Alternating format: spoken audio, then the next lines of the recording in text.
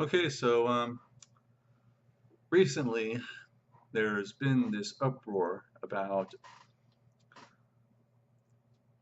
children of illegal immigrants being separated from their parents after being apprehended by immigration officials. So, why is this happening? Okay, so there is some history here that people need to understand. And I'll preface this by saying I wish this was not happening. It's a complicated issue, and there are ways of remedying this that go beyond just saying Trump is a horrible person or whatever you want to say politically. So there was a court case back in the 90s called Flores versus Reno. And basically, what came out of that, there was a settlement between the plaintiffs and the U.S. Department of Justice in 1997. And with this settlement came a court decree from a judge. A federal judge made this decree, and this decree basically has the same power as a law that's passed by Congress or something. And this was called the Flores Consent Decree from 1997. And what this decree said was that minors, people under the age of 18, cannot be held by the federal government, by immigration officials, for longer than 20 days. So what's happening is these illegal immigrants, they're coming into the United States and they, after being apprehended, they try to file an asylum petition. And an asylum petition would essentially give them legal authority to reside in the United States. The problem here is they come with their children, and these asylum petitions, they take longer than 20 days to process. So the government is left with two choices.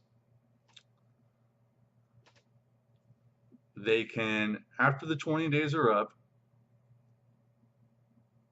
they can release the parents with their children into the country, into the United States, pending the denial or approval of their asylum petition, and hope that they come back when they are approved or denied, which is unlikely. Or they continue to hold the parents until it is approved or denied and release the children, essentially separating them. And because they are minors, they cannot be abandoned by the federal government. And that is why the federal government is taking the children and putting them into these like emptied Walmarts and such where they're putting them. And they're not being put in cages. That was an old photograph from the Obama administration, by the way. They're actually just being held in these facilities where they're kind of it's kind of like a camp, except they're not allowed to do much and they're in constant watch by these government officials. But that's besides the point. The point here is there's this loophole, and this loophole needs to be fixed. And these illegal immigrants are coming here with the hope that they can A, either get this asylum petition passed, or B, because of the Flores consent decree, which I guarantee not all of these illegal immigrants are ignorant of, they're expecting the government to just release them into the United States with their children, essentially becoming undocumented immigrants, breaking the law, being in the country with no documentation, no citizenship, no nothing, just completely under the radar. And that is something that the Trump administration is not wanting to let happen. So that's why we've come to this situation. This can be solved, and President Trump wants it to be solved. The problem is that he needs Congress to act. The Democrats are intentionally obstructing his efforts to try to fix this loophole because they're unwilling to compromise with him. What Trump wants is he wants his wall, he wants funding for his wall, and he wants to strengthen border security by funding more border patrol agents and patrols and such. The Democrats obviously do not want that to happen, especially the wall. So because of this, these families, particularly the children, have to suffer. And they are being used as political pawns. And it's a shameful thing. That's why citizens just are so upset. And it's just one of the reasons why citizens are so distrustful and have such a bad image when it comes to Washington, D.C. and government in general. And a lot of people aren't understanding this. They don't. A lot of people who are debating this currently, I believe, don't even know about the Flores consent decree and these regulations that have created this loophole, and that's why it's happening.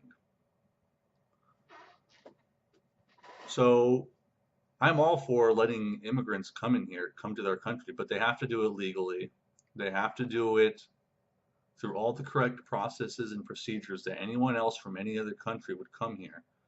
Saying, well, I'm from Mexico and it's so horrible down there that you should just let me in is not an excuse.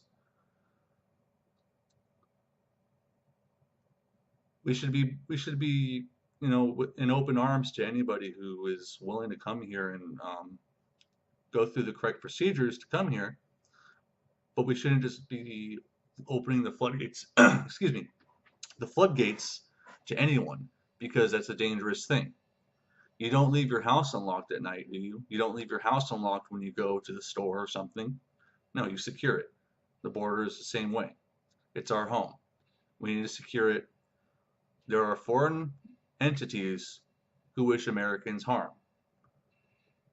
And we need to protect ourselves from that.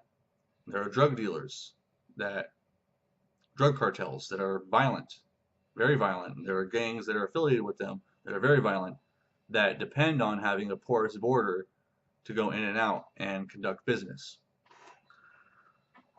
But yeah, this can all be solved if Washington is willing to get its crap together and work together.